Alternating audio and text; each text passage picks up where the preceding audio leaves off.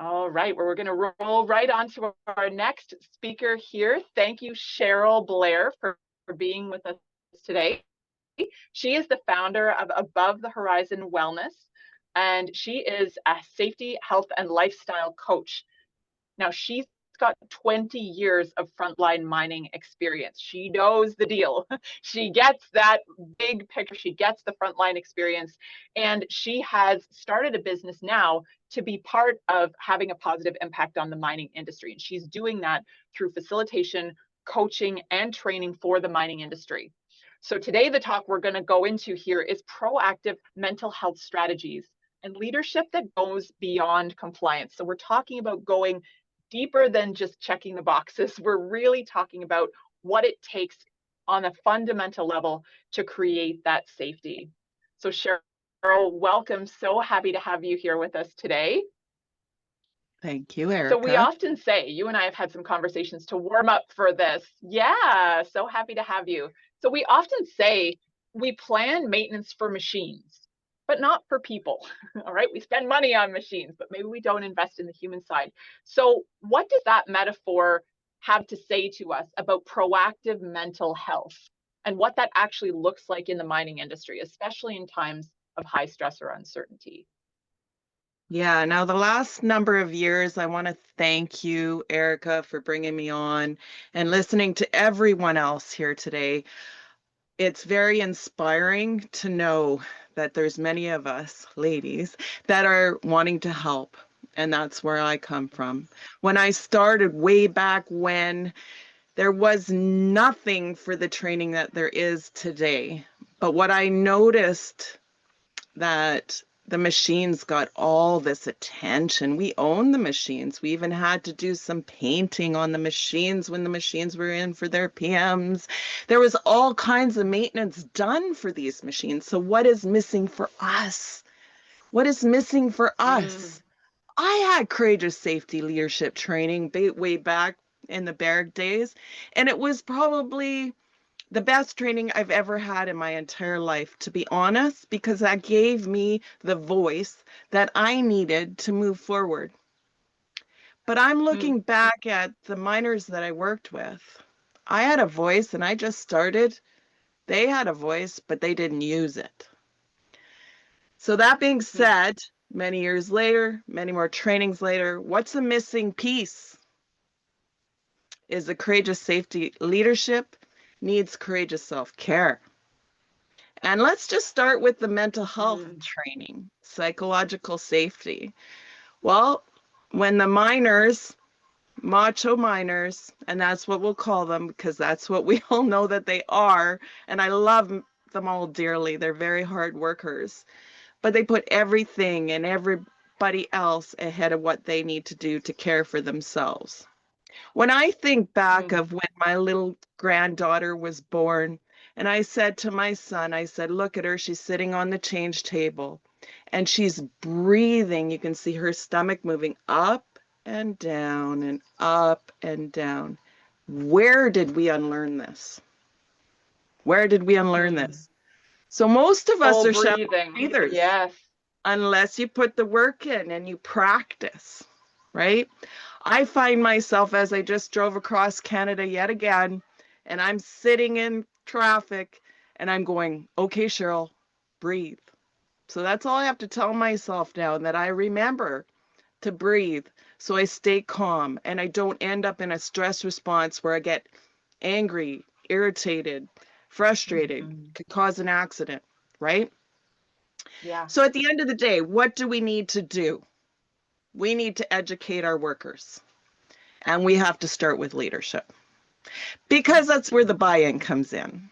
Now, vulnerability. Have you ever had a leader that'll sit down and share something very interesting, or maybe what had happened when they were young? Maybe they were abused, or maybe something happened to them that you would never think because they're this macho miner, right? But how impactful is that? I've talked to many, Erica, over the last number of years of leaders, boots on the ground, and what is missing is that compassion, but it's a macho industry. How are we going to get there? What would be the best thing we could do? right? Yeah, I mean that gosh, Cheryl, I understand, and I know those people too, right? Those guys that are they're very tough, they're very strong. They pride themselves on being reliable and getting the job done. I think we know and we prize the diligence and the strength and the resilience that it takes to show up like that day after day. And it's also really interesting to maybe follow the metaphor of machines, right? We take such good care of our machines. Maybe these some of these people are taking amazing care of their cars, right? They give them all the maintenance they need and shine them lovingly on the weekends. But what about what's going on inside themselves? What support or emotional nurturing or appreciation do they need that they're not getting?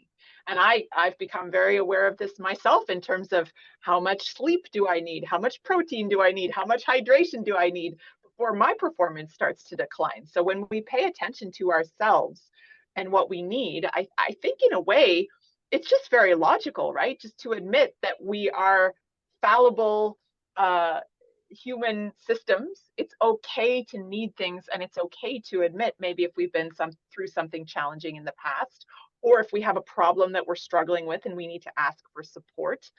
um, you've been boots on the ground for years, and you've talked about, coaching people, having seen this, as an employee, looking at this, trying to be a leader from the inside, trying to bring people on board to this idea of courageous safety leadership, being willing to speak up and have those tough conversations and spot the hazard before it becomes an incident, a tragedy, something we can't undo, right? That change as a family. I know you and I have connected really recently over shared connection that was just involved in a fatality. This stuff still happens, unfortunately.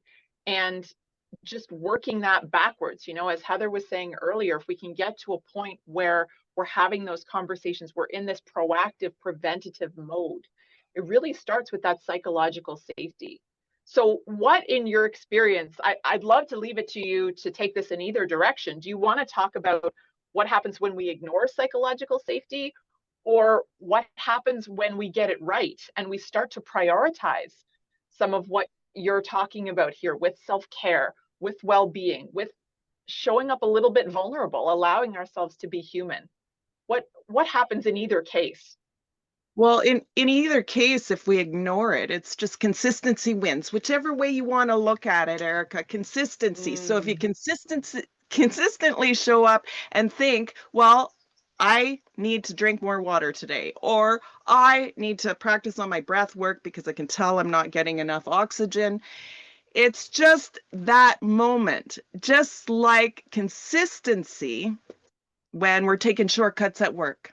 It's only a matter of time where something's going to actually happen, right? When I was getting trained to work underground, I was with an amazing man. I'll leave his name out of it and the company's name out of it.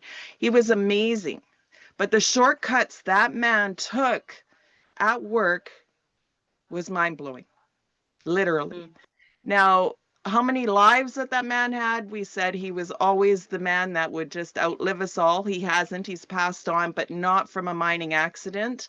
But it's looking back at him and all the close calls he took. And I understand now that, yeah, he's had some accidents and he even lost his finger, his thumb in at a mine. He just taking that time to think about what he was going through. And I know because I know his family personally, I know there was a lot going on in his home life, but just taking that time to understand and a moment, just a moment that, yeah, I'm not okay. Just take a moment. And mm, if it's breath work you need, or maybe you need to talk to somebody, and that's when you feel that you can reach out to your family assistance program. There's such a stigma in that. And I try to break that. Like I tell many mhm. people, make that call. They're great. They're wonderful. So Yeah. it's just taking that time and be consistent at looking after yourself, drinking your water, going to bed at a regular time, and you can get your sleep, right? They used to call me mom. The younger generation at work used to call me mom, and I had a nickname, MUM. It was Once I took my courageous safety leadership from Barrick, it was like, okay, now I have to help everybody out. But that's the way it works. It's Oh, consistency. So if you're going to yeah. show up on a positive mental health and try and help somebody else that doesn't recognize it. Have your mental health continuum in front of you. Have it on your phone. Check in. I have my Mhm. CYA notebook that I created like last year. It's just amazing. It's got a mental health continuum in it. That's what you need to do. Show up continuously, positively, with a smile on your face. Yeah. Thank you, Cheryl. That I mean, I so resonate that as you know, I took the courageous leadership safety training back when I was brand new to the mining industry as well. And the idea that lives were at stake, that people could actually lose their lives or be catastrophically injured by the actions that we were taking at the corporate office, that hit me right here. It hit me right in the heart. And I thought, I don't know if I can do anything about this. I can't control it, obviously, but if I can influence it even a little tiny bit, I'm going to do it. I'm going to show up and I'm going to be a force for good in this change because I care. And I tapped into my own humanity, I guess, or my own sense of willingness to be a part of the solution. And I mean, I think that's really sweet that people were calling you mom and saying, sort of saying you were being nurturing to them, and you were, I would take that as a very positive a positive descriptor of you, right? That they were saying that you were looking out for people. It sounds like you really imprinted that sense of responsibility as well, and saying, I want to be part of the solution. I get that, the safety protocols and the mandatory training and the inspections and the PPE, it can take us so far. And then we need to start to look inward and what else is there. And so I love what you're saying. I think it's makes a lot of sense to me to take that courageous leadership, that personal conviction, the habits, and having consistency, and then adding in this self-maintenance and saying, I need to be taken care of. I need to take care of me. And we don't shame a car for needing gas. Why would we shame ourselves for needing good support, good nutrition, good rest, good hydration? These are all essential things. Um, I don't know if I have a question in there, but I just want to say that I really see your personal responsibility kicking in here, and I see it translate to everything that you do with your clients now. You're sort of nurturing and taking care of the broader industry now, not just your own team. Yeah, so it's important to know that we're all uniquely different as well. So not everybody's on the same level and to reach them where they're at, but just basic Yep. education to start, right? To understand, break that stigma. We're all human. We all should be eating. We all should stop for our breaks, even if it's just a stretch. Maybe you're not ready to actually eat at lunchtime, but just get out of your piece of equipment, have a moment, do a little breath work, and just stretch, Mm, right? Just stretch and maybe talk to a coworker. And if there's something I really worry about when there is a fatality in the industry, of course, and everybody's got to go back to work, and uh, you go back yeah. to work and it's heavy, right? It's heavy. So take the moment, take your time, and reach out to help if needed. That's my biggest thing is, and I'm not ashamed. I've reached out for help, and I love the family assistance program. I've utilized it many times, and I believe that they're there to help us, and we should be utilizing that. The companies are great. It's not the companies. The companies have all this training, so it's time to, jump into what we learn. It's a follow up and follow through, right? Is Yeah. what's needed. Accountability. Find your accountability partner. If it's somebody at work, maybe it's a friend at home, maybe it's a spouse, but find that person and say, this is what I'm trying to accomplish. I want to work on my mental health or my physical health or whatever it might be. So yeah, it's important, Erica. That's amazing. Well, thank you for sharing so many tips that individuals can take. And I love the idea that mining leaders can also reach out to you to get some of these programs, some of these tips, some of these tricks. You're rhyming them off like they're simple little things, but when they add up into one framework, you've got your notebooks, you've got your training. I know you share your own experiences very personally and powerfully. And we would just love for anyone in the audience to reach out to Cheryl to find out more about what she does. Her LinkedIn information is in the chat. Cheryl, thank you so, so much. Really been a pleasure, as always, connecting Thank with you, you and hearing Erica. about your It's been a experiences. pleasure. And everybody that's joining us here today, it's wonderful to see you all.